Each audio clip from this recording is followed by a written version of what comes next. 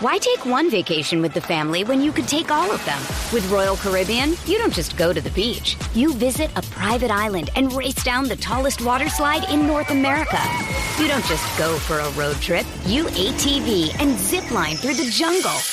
You don't just go somewhere new. You rappel down waterfalls and discover ancient temples. Because this isn't just any vacation. This is all the vacations. Come seek the Royal Caribbean. Ships Registry, Bahamas.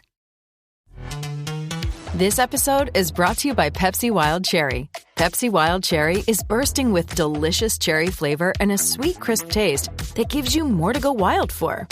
Getting wild may look different these days, but whether it's opting for a solo Friday binge watch or a big night out, everyone can indulge in their wild side with Pepsi Wild Cherry. Also available in Zero Sugar. So grab a Pepsi Wild Cherry and get wild.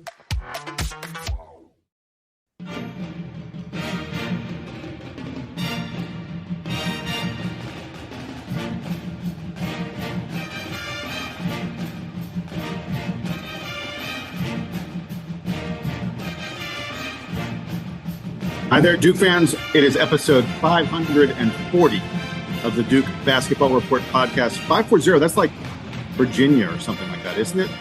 We're the roundup, though. We're the roundup. Don't worry about it. Did I just do that? I've been really good about it. Keep it in. Who cares? I've been really good about it for a while now. Outtake.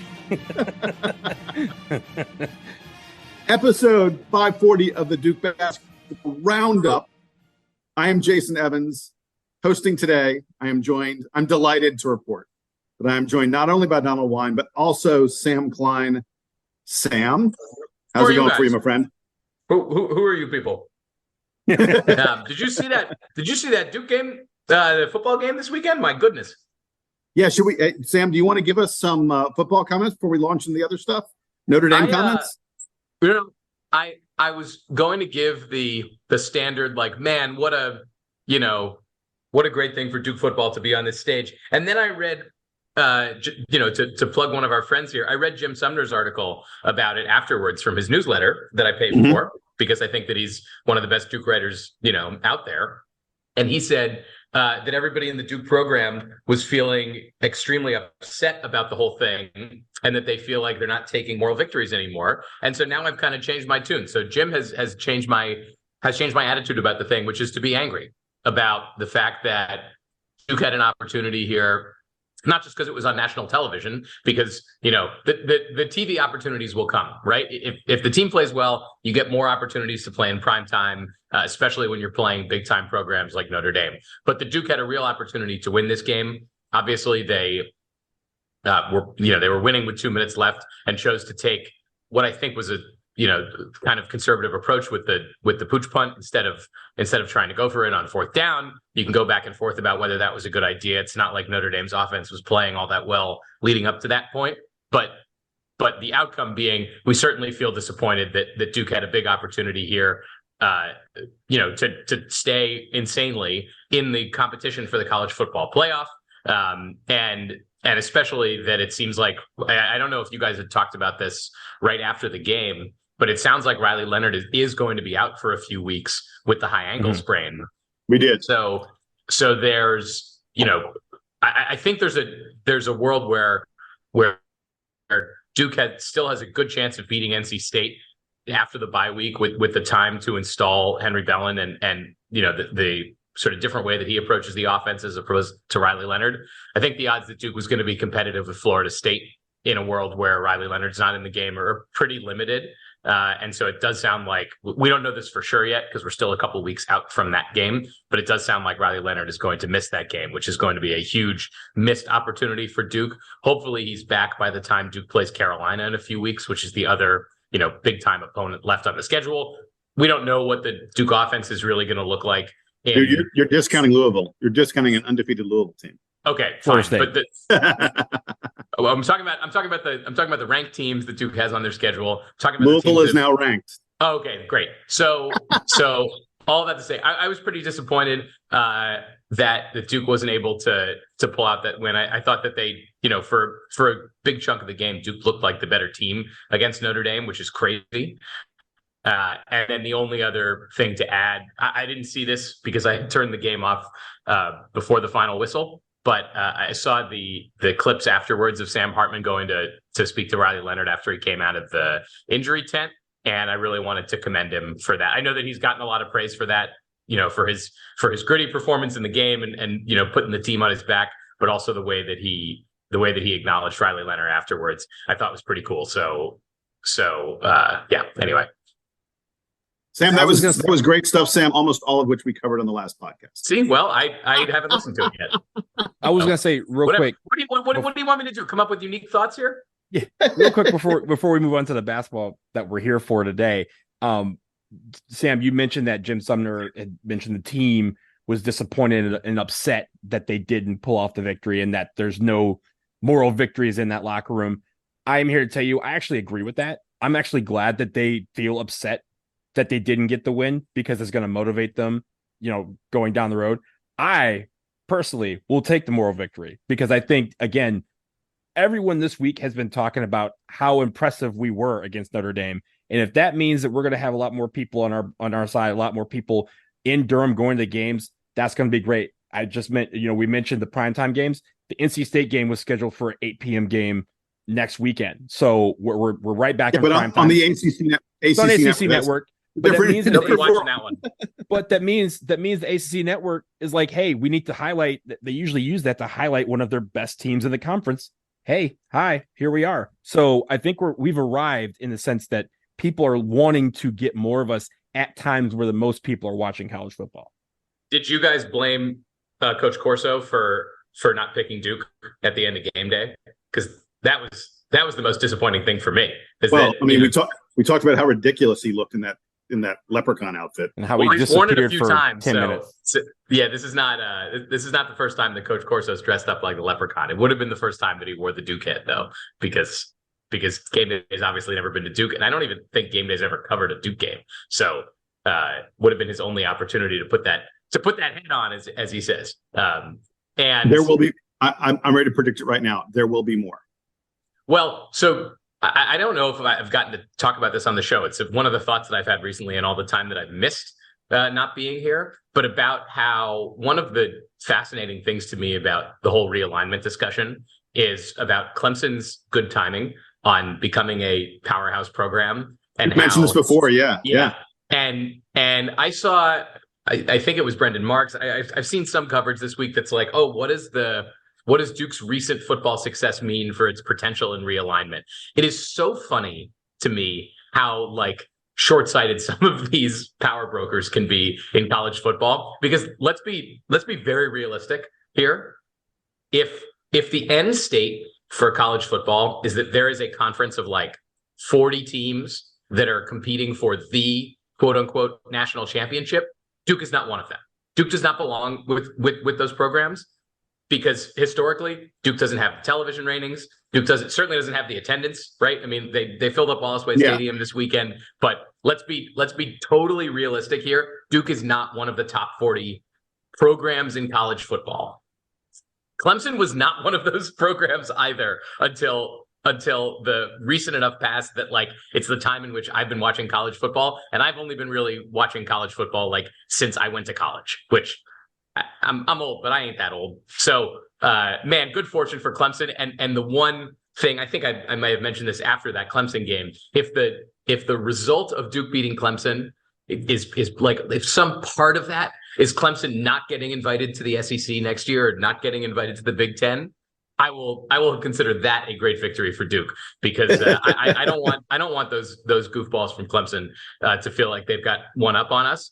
And yes, I would love to be in the world where, Duke still, despite this loss to Notre Dame, Duke still proceeds to win 10 games this year and wins, 8 or 9 or 10 games for each of the next couple of years and manages to slip into the Big Ten as a result of this, as the ACC crumbles around it. And Mike Elko decides that he's going to stay here and not go coach at Michigan State or whatever the best Big Ten job is that's going to be open next year. I would love for that to be the case. I don't live in a total fantasy world. I know that some of this might fall apart on us. I'm not rooting for that, to be clear. I am just honest about it. So Anyway, is that all the thoughts that I need to share about football? I'm very excited about how good the defense is. Other than letting Hartman get that, get the fourth down conversion there at the end of the game. There's a lot to be excited about with this team. And despite this loss, and despite the fact that Duke has to go with a backup quarterback for at least the next few weeks, that backup quarterback has gotten actually a fair amount of playing time in the first few games of this season. So he's not, totally. It's not totally insane for him to be on the field. He knows what he's doing, and hopefully Duke can keep a little bit of that momentum up. And even if Duke isn't winning the conference, they can at least still be competitive and at least still get a good bowl game. And sights still high, even if they're not quite as high as they were last week. All right. Excellent stuff, Sam. We're going to take that first 10 minutes and put it in last week's the episode we did a few days ago. It'll be perfect content alongside all that other stuff. No. So the dead on target. You were saying many of the same things that all of us were saying. I do like that you highlighted Jim Sumner pointing out that the team doesn't take moral victories, and I think that's an important part of Mike Elko's mindset with this team. We heard it before the game when he was like, I don't want to hear about people being excited about College game day. I want them to be excited about the result of the game. So he's already on that train. I agree. We should all be on that same train. That he has clearly demonstrated that he's capable of making this Duke team competitive with anyone in the nation. All right, period. Turn the page, end of story. We're moving on to something else, because just in the past 48 hours or so, Duke men basketball, YouTube, every place else, dropped a video. It's about 8.5, 9 minutes long or so. And it is of the recent scrimmage that the team had with official referees. Although we never get to stop it for play. We never see the referees blow their raw whistles. Uncut. It's the raw uncut. Hashtag it's not, or air quotes raw, air quotes uncut. Yeah, it may be raw. It is not uncut. There are plenty of edits in this video. It feels more medium rare, perhaps. Yeah. Yes, I would agree with that. That's how you like your steak. Yeah. But let's get into this video. It is the guys going 5-on-5. Don't see a lot of defense. I noticed there were like maybe 3 shots that get missed in this whole video. Clearly, if guys were clanging balls off the rim, they edited that out. Look, Duke men's basketball does this all the time. And we just have to get used to figuring things out from the good plays and not seeing any of the bad ones. But the team does look really, really good in this video. This video that starts off with Kyle Filipowski hitting a smooth 3-pointer from the corner. Very, very nice. Donald, Sam just gave us a whole bunch of football stuff, so I'm going to go to you first. I want to know just, don't give me every note you have on this. I've got like 3 pages. Give me like your first couple notes, the biggest things that you'd want to take away from what you saw in this video. So the first thing is Flip's back. He looks good. Shooting threes, yamming on people. He had that one-handed yam. I think it was over TJ Power, and there was someone else who got caught in the shrapnel of the aftermath. But yeah, he looks really good. And the fact that he, was sidelined for most of the spring and summer with his hip surgeries, he looks great. He looks in shape. I know he's probably not back to 100%, but he looks really good. And I think the other, there's obviously a lot of things we talk about. I want to talk really quickly about something that you guys might not talk about. That's TJ Power. Jason, you kind of like all summer have been like, yo, we see all these highlight videos and TJ Power's not any of them. And I've always just said that's fine, because I don't need him to be a highlight player if he's going to be a player that's going to be good. And we saw some TJ Power in this, and we saw him hitting threes. We saw him again in down low. We saw him, doing a lot of stuff. And it's funny, there's been a lot of chatter about who that fifth starting person is going to be. TJ Power's name has entered that conversation in recent weeks, and it is a similar trajectory to what we saw from Kyle Filipowski last year. Now, ladies and gentlemen, I'm not saying that is a great point. That's a great point. Is Kyle Filipowski, but remember, Kyle Filipowski, we're like, oh yeah, he's not going to start. He's not showing up in these workouts, or at least these videos, these raw cuts that we love to talk about. And then all of a sudden, he emerged in the scene in September, October, and they're like, Kyle Filipowski's probably going to start. And we're like, wait, really? Sounds cool. I mean, look forward to seeing that. And we saw what happened, right? TJ Power apparently is on a similar trajectory. And if that's true, don't count him out to be that fifth starter when we line up against Dartmouth, in the first part of November. I am going to be really interested to see how this fall comes, because overall, when you look at this video, the one thing that has been the constant this summer is that the competition for all this playing time will be fierce. There's a lot of guys out here that I'm looking at least through these, these raw cuts that we've been getting, these splices. We're getting a lot of guys who we think can compete for playing time. And the question is going to be who is going to get the bulk of these minutes. We have a couple of people we think that will get the bulk of those minutes, but everybody showed flashes of brilliance in this. Kyle Filipowski being healthy and showing that in these videos, to me, means more than basically anything we could see in these videos. The way that Duke puts these out, we joke about it, right? Like Duke's not gonna show a lot of missed shots unless they're blocked.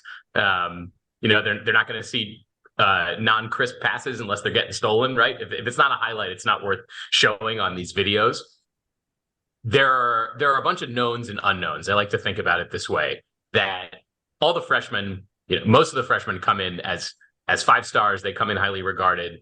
We know that they're on slightly different development trajectories, but we don't really know, to Donald's point, we don't really know how good they are until the games start. Maybe TJ Power is going to be the fifth starter. I was just reading Brendan Marks's mailbag from this week, and he's saying that it sounds like Jared McCain's going to be the fifth starter.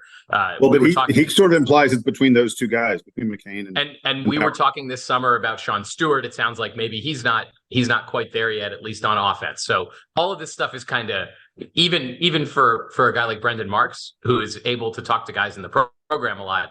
He's not in the coach's room. None of us really know who's actually going to get that spot, except maybe John Shire and his assistants. What we do know is that when healthy, Kyle Filipowski is a double-double. He was a double-double, almost a double-double last year as a freshman. He had a few more ups and downs in conference play, but we expect that sophomore Kyle Filipowski is basically an automatic double-double, unless he's not healthy. And we know at the end of the season that he was hurt. He had his surgery. To me, the biggest takeaway is Kyle Filipowski looks, if he's not fully back, he's very close to back. His athleticism is there. If he's able to make those dunks, he's able to take those threes and have them look smooth. That is the biggest takeaway for me. And it makes me extremely excited that we've got him back for this season, because if he averaged, I think it was like 15 and nearly 10 rebounds last year, you figure both of those numbers go up this year. I think the rest of the country caught on to how good he was pretty quickly. So it's not like, star players at Duke don't fly under the radar for very long. So he'll have the spotlight on him this year, but he had the spotlight on him, honestly, most of last year. And he managed to figure that out. Him being healthy, and by the way, Jeremy Roach also looking healthy. Jeremy Roach very much in the mix here. Those two guys looking healthy is more important to me than any of the freshman highlights. And I know we'll talk about TJ Power, we'll talk about Jared McCain, we'll talk about Caleb Foster. All these guys had standout moments. That's my big takeaway. Donald, you mentioned TJ Power, and maybe he's the other guy that we can sort of circle up on here when we're going through some of the highlights. TJ Power definitely looks like he belongs on an ACC basketball team right now. And I think that, to your point, the way that we were talking about him this summer was, maybe he gets a little lost in the shuffle this year. I think some of that conversation might be cooling a little bit. It does feel like we don't have a sense yet of exactly how big this team is going to be. Because you can see a world where TJ Power and Sean Stewart, demand minutes, and that Kyle Filipowski obviously has to play a lot of minutes. Mark Mitchell obviously has to play a lot of minutes. Ryan Young didn't come back to school just to get his MBA at Fuqua. He came back to play some minutes for this team and be a captain and all those things.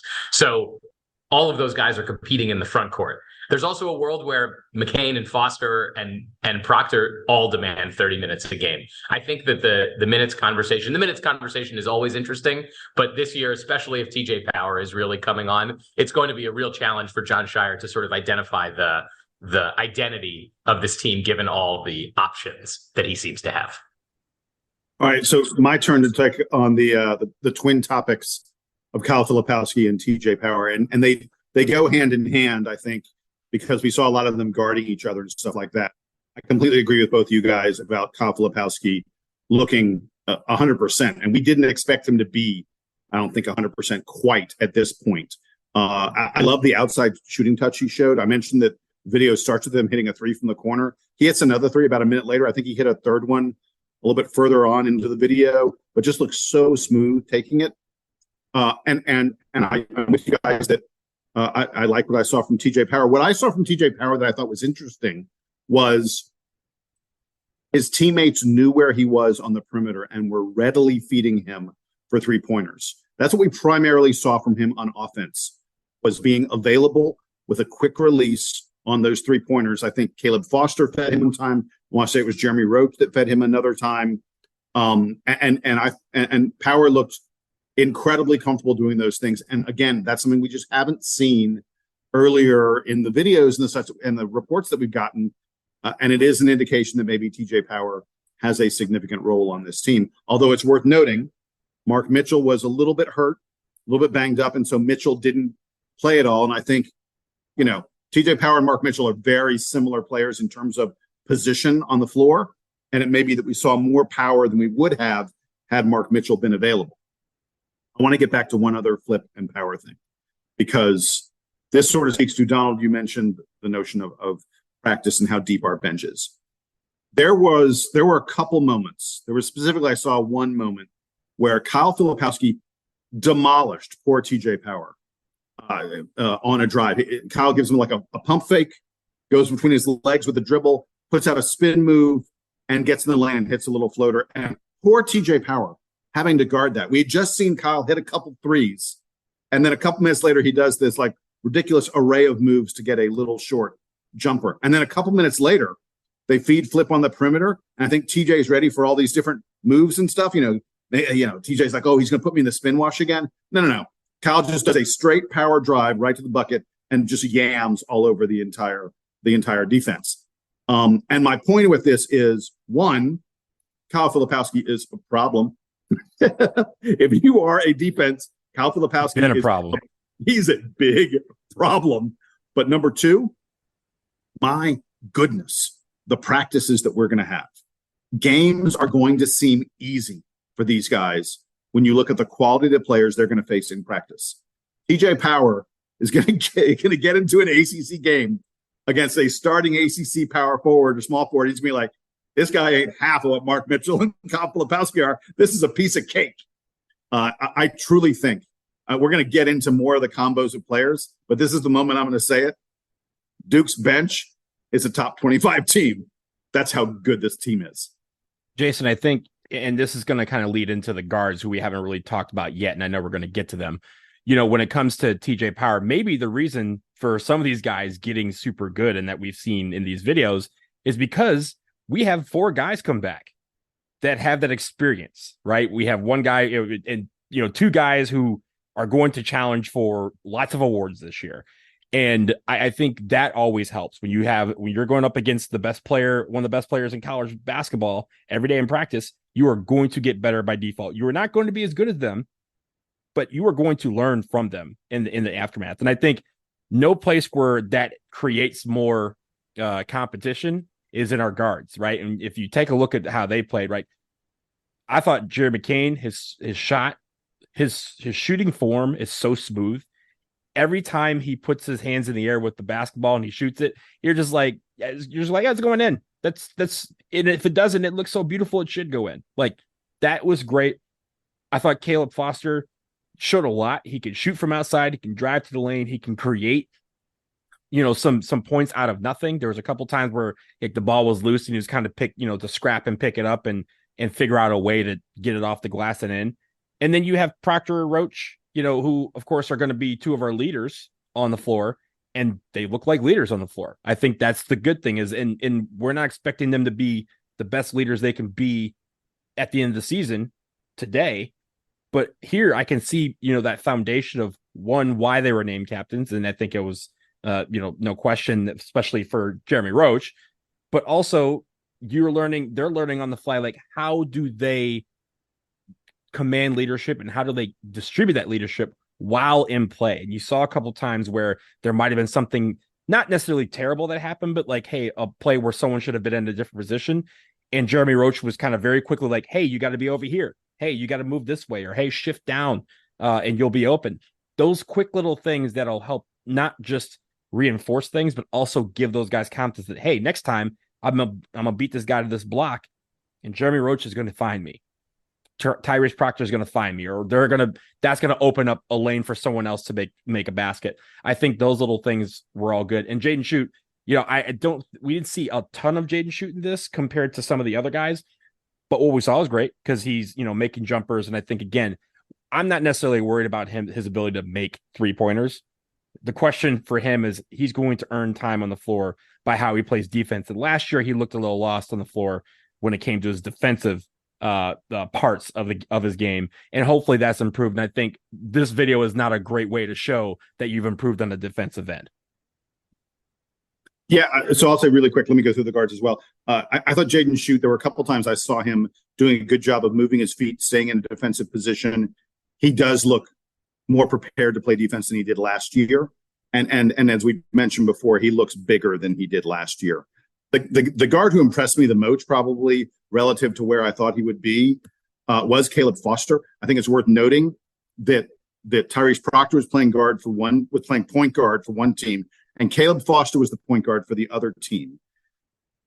And Roach was on then, in an off guard position, and so was Jared McCain. I don't think that's in and of itself a big surprise, but it is significant to me that it feels at least a little bit like Foster is going to be Proctor's backup. I thought Foster was incredibly, incredibly solid and physical, taking the ball to the hole. There was one point in the video where he completely overpowered Tyrese Proctor for a layup on one play. Foster also had a couple threes. Other than Kyle Filipowski, I think Caleb Foster was the second leading scorer in this video, which, again, a big deal. And I thought he looked outstanding. Jared McCain just has so much in his bag. Jared McCain, look, it's an edited video. We never saw Jared McCain miss, but the way he shoots, I'm not sure he did miss any shots because he just looks so smooth on everything he does. And then the last one I wanted to mention is Tyrese Proctor, to me, showed a little less than I thought he would. I don't know, maybe they edited some stuff out.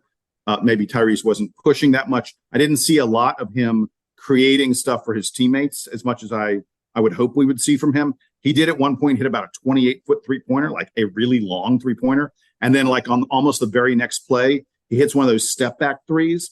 When we were talking about Tyrese Proctor last season, at this time of year last year, I talked about how much I'd seen him in some of his work with the Australian national team, taking step-back jumpers, step-back three-pointers that are impossible to guard. No chance you can guard that shot. And I never really saw him unveil that very much at Duke last year. So I love the fact that we saw it in this video because I think that is a tremendously lethal shot that he's going to be able to make. Absolutely unstoppable. And Donald, like you mentioned, Jaden Schutt, after looking like a stud in some of the earlier videos, this was a comeback down to earth kind of video for him. He did hit a couple threes, but he wasn't as involved as we'd seen in some of the other stuff. Sam, give me your take on the guards really quick.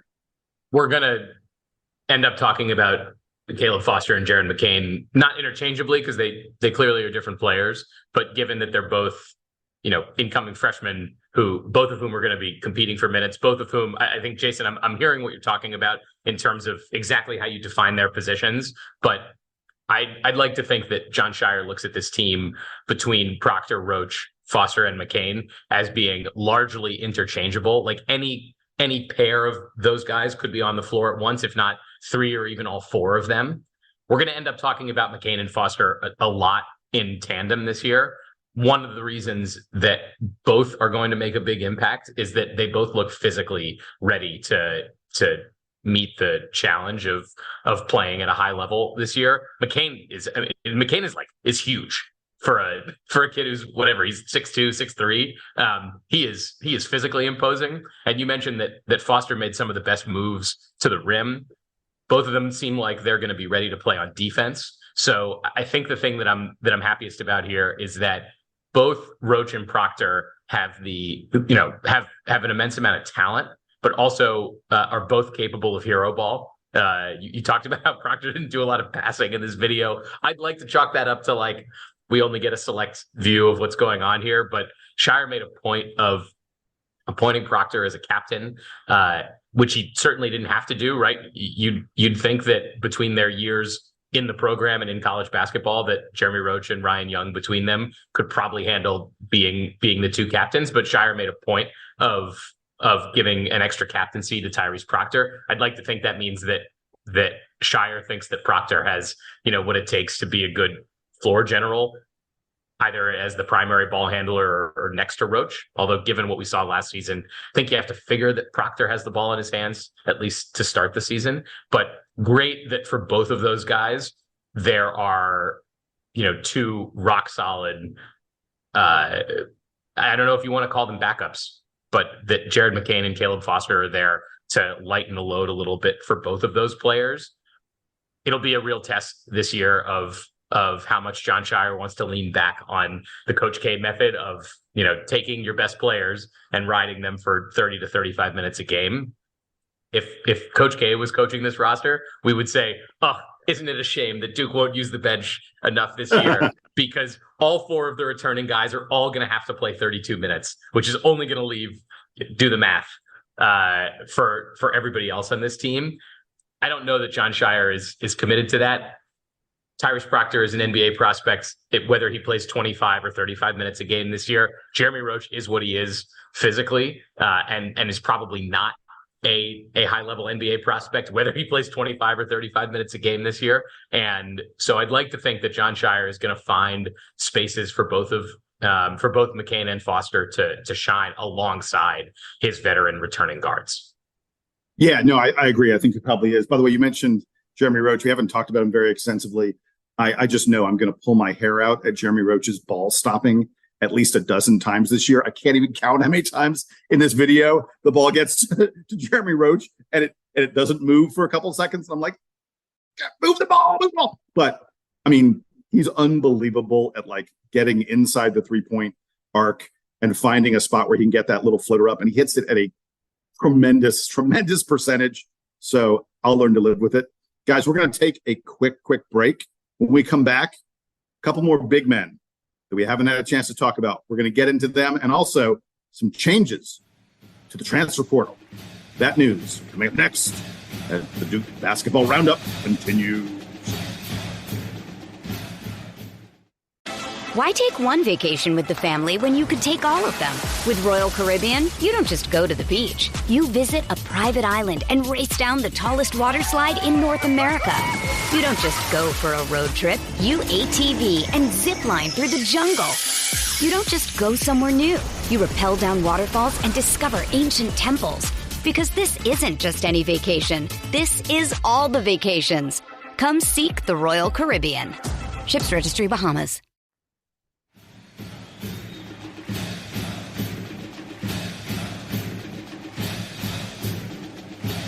All right, we're back from the break. And guys, we got to continue our conversation about what we saw in this 8-9 minute long video from Duke's practice the other day of a scrimmage. And really, we're on to the Christian Reeves, Sean Stewart, and Ryan Young portion of the discussion. And I'm going to start with Christian Reeves because I'm going to fully admit I'm the guy who has said on multiple occasions, I just don't think there's time for him. I don't think he's going to play. And I've lamented that because I like the kid and I want everybody to have a chance. And for most of this video, for the first half or so of it, Christian Reeves doesn't show very much. And then suddenly he has a really nice stretch in there where he gets a screen and roll dunk at one end, and then he then blocks Sean Stewart and just like ridiculously blocks him at the other end, grabs a couple rebounds, has a really nice offensive rebounding sequence that results in a dunk. Look, minutes are going to be so hard to come by for him, but Christian Reeves does not look like a stiff. If Duke gets in, some foul trouble or God forbid some injury trouble, Christian Reeves looks like he belongs. And I also noted they did some jump balls. You know who never lost a tip? Christian Reeves never lost a tip. Going against Kyle Filipowski, going against Sean Stewart, didn't matter. Christian Reeves won all those tips. He's clearly a big guy who actually has some pretty good mobility to him. Jason, you remember back in the day at the 3-point contest when Larry Bird showed up in his warm-ups and he famously told everyone else in the competition, like, who's getting second. That's going to be Christian Reeves at the 2024 NBA draft when he walks in. Who's going to be the second pick? Because what I saw from Christian Reeves, he's the number 1 pick of the NBA draft next year. I'm obviously joking, but yeah, I was like, Donald, we need to take away your podcast card, my friend. That is a hot take. It's a hot take, yes. But what I'm saying is, like, again, when you look at these videos, like, Christian Reeves does a lot of great things. And I think the question is going to be, again, like, just like some of these other guys, where's all the playing time going to come from? And is it going to be a mentality of, hey, you know, you could be starting one game and get 30 minutes, and the next game you could be getting 10 minutes. Like, we don't know, especially in the early season when we will have a couple of games. But I think the great thing is I hope that they do have a situation where Christian Reeves gets some extended minutes to test out, you know, what he's going to be like. And obviously we're going to have a few games where that's going to be possible.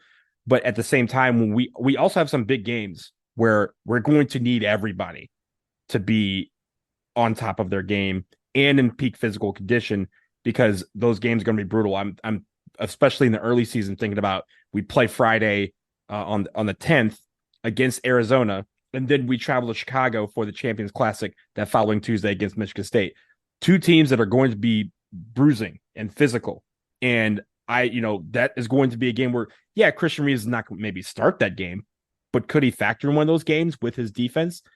It would be great if he could. And I think that's the question that I have as we progress throughout the preseason is, for some of these guys, you know, and you're not just talking about Christian Reeves, but, you know, Sean Stewart versus TJ Power. It's, you know, the Caleb Foster, Jeremy Kane, like, how many minutes these guys are going to get are going to be, kind of determined by how they practice and how they improve and how they show in these things. And also you have Countdown to Craziness, which is kind of a glitz and glamour thing.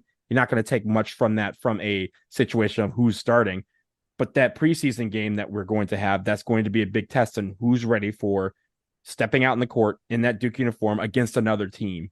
And you can count on them to produce. This is great for Christian Reeves. He looked great in the second half of the video, especially, but I do think it's going to be him being more consistent, doing this every single day. As he does that, then the confidence will grow in the coaching staff that, yeah, I can throw Christian Reeves on the floor and we're going to be just fine. If Christian Reeves isn't getting minutes by the time ACC play starts, some SEC schools are going to be doing some tampering around him. That's my prediction. All right. You're not supposed to. They call that Cruton. They call that Cruton. ABC. Always be Cruton. They're going to come Cruton around Christian Reeves. That's my prediction. I don't know. To Donald's point, I don't know if there are minutes for him. It's the embarrassment of riches, I think, that John Shire has amassed this year with everybody, you know, with basically every player coming back from last year, minus, you know, Derek Lively and Dariq Whitehead. That squeezes Christian Reeves' opportunities here. And you know, it's unfortunate. He could look this good in practice and he could show flashes of it in games and still average 7 minutes a game because he's playing behind. Dude, it may not even be 7. Might not even be 7. Yeah. So you know, I'm rooting for all these dudes, but there's only 200 minutes a game. But hey, as we've seen in the past, you may not have minutes until you have minutes, right? When you get that opportunity, if you take advantage of it and you make the most of it, you're going to get more minutes. Case in point, Justin Robinson for 3.5 years was Christian Reeves, and then all of a sudden he was the greatest player in college basketball. I think Christian Reeves. I think Christian Reeves was more of a prospect than Justin Robinson was. Oh, no question about it. Yeah, but he didn't have the NBA Hall of Famer pedigree that Justin Robinson had. So, you know, 6 of one, half dozen of the other. They're probably in roughly the same position here. Hey, Sam, you got anything on the other Sean Stewart and Ryan Young, the other big men? Those are the other significant players we haven't mentioned that much. Not as much. I like seeing how aggressive Ryan Young is. He's of this group of these big men that we've been talking about. He's the one where I feel the most sure about exactly what he's going to be doing on this team, which is exactly what he did last year on this team. Yeah, highest floor, lowest ceiling. Yeah, exactly. So I think we're excited about about that, and to get more. He's honestly he's got the starring role on the Brotherhood podcast, which is great for his future, and we got to talk to him a little bit about that. So no, not as much on those guys. We're now at the time of year where I know that the scrimmage videos are coming out, but just get us to count down, because there's we run ourselves around in circles until we see these guys actually on the court in front of not just referees, but a running clock and fans and the whole thing. Let's just get to it. I think the only thing I'll say about Ryan Young is that in last year there were times where he took over, at least in the paint, like going to the paint, going hard. We talked about how he had at least one game, at maybe two, where he either led or co-led in points, but also he's an elite passer.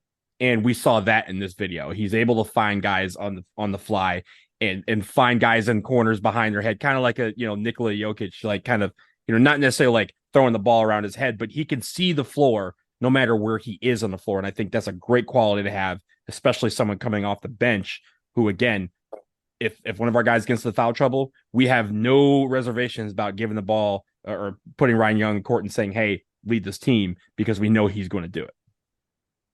Yeah, I want to get to Sean Stewart just really quick.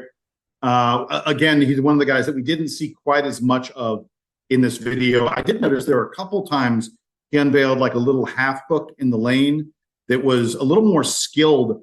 Sean Stewart has his reputation. We talked about it's a quick release one too, Jason. It's not like a full hook. It's like he's going for it, but like the ball is released like a third of the way into the hook. So yeah, he completes the hook, the ball's already in the air. Yeah. Look, we talked about the fact that he set the record for standing vertical leap, beating Zion Williamson. You saw the athleticism from him on several of these plays, but the thing that the hook showed me that excited me was he's not just a raw athlete. He's someone who has some real skills to his game, and I like what we saw. Again, it's so hard to project, as Sam was saying, without seeing truly uncut footage. It's hard to project what these guys are doing in the plays that are edited out. And, I don't know. If you'd asked me a couple of weeks ago, I would have said Sean Stewart was going to play more than TJ Power. You asked me today, I'm probably going the other way on it. But look, a big part of all this is how much is Kyle Filipowski playing the 5? How much do we have other guys playing the 5? Are those other guys Sean Stewart? Are they Christian Reeves? Are they Ryan Young? Are they all three of them? It's hard to project. It's fun to project, though, because, man, like I said earlier, that bench is deep at Duke. And keep in mind, again, we've talked about some of the injuries that some of our big guys had from last season that kind of they were recovering from this summer, which means that, as much as we see Kyle Filipowski at 100%, he may not be 100% as far as the fitness that he could be in at this particular point if he had been healthy throughout the spring and summer. So maybe this is an opportunity for some of these younger players to carve out some minutes in the early season while, Kyle Filipowski is getting up to full speed, Jeremy Roach is getting up to full speed, or even just resting, because I know that, having a toe injury of the likes that he has is one that it doesn't always heal fully, very quickly. And so you're just kind of like always managing it, load management, big word in the NBA, and also maybe here for the first early part of the season. Yeah, when it comes time to Arizona, Michigan State, Arkansas, yeah, these guys will be ready to go. But if we're playing Dartmouth or Southern Indiana, maybe it's a time for the freshmen to get their feet wet and maybe have a little bit more minutes and carry more of the load so that they don't have to. So that's what these guys are preparing for. This is the competition that we're going to have. There's going to be any given point where somebody's going to enter the game that we're like, oh, okay, that's pretty early, but let's go. If they're ready for that moment and they take advantage of it, more minutes will come. Guys, I want to move us on to one more topic before we're done. Just today, in the past few hours, the NCAA Council or something like that, one of these governing bodies that handles all NCAA sports, announced a change in the transfer portal policy. The transfer portal that used to be open for 60 days will now only be open for 45. I don't think that this is a huge look. By the way, in terms of Duke, we had no guys transfer out last year. I'm not sure that's going to last forever. It was fun to happen. And we've had, not that many guys transfer in, at least relative compared to other schools. But I do want to very briefly discuss, Donald, I'll go to you first. The fact that this transfer portal window is getting a little bit shorter. What's the impact of that? I think it first of all, for basketball, and Jason, you mentioned the 60 days is reduced to 45. That is a total number of days across the year, and sports can split it up however they want. For example, in football, there's a window of where the transfer portal is open right after they announce all the college football playoff assignments for all the bowl games until the bowl season starts. And then they have one after spring practice for about 15 days where guys can enter this transfer portal. For basketball, it's mainly after the season. If you recall, there used to be a bunch of guys who transferred mid-season so that they'd be eligible to play the following year. That doesn't happen with regards to the transfer portal, but basketball could choose to do that if they wanted. What this does in the meantime is that it makes it where we'll know quicker who's entering the transfer portal and who's staying and who we can get. That transfer portal, carousel is going to cease, a few days early, 15, a couple weeks early, which really helps basketball teams prepare for the upcoming season. It also may affect like guys who are entering the draft and all this stuff where they can come back to school. That is going to be the domino effect of this.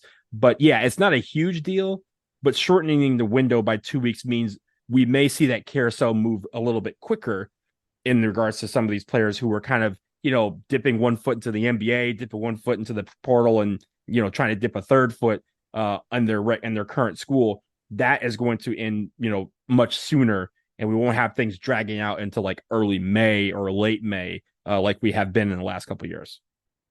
Don't mistake me for an apologist for the people in charge, but there is something to be said for in the world of transfers and NIL and all this stuff, there being some level of accountability and like limits on everyone's free flowing of everything. I get the argument that like, oh, well, the coaches can take new jobs anytime they want. Why can't the players just leave anytime they want? I get all that.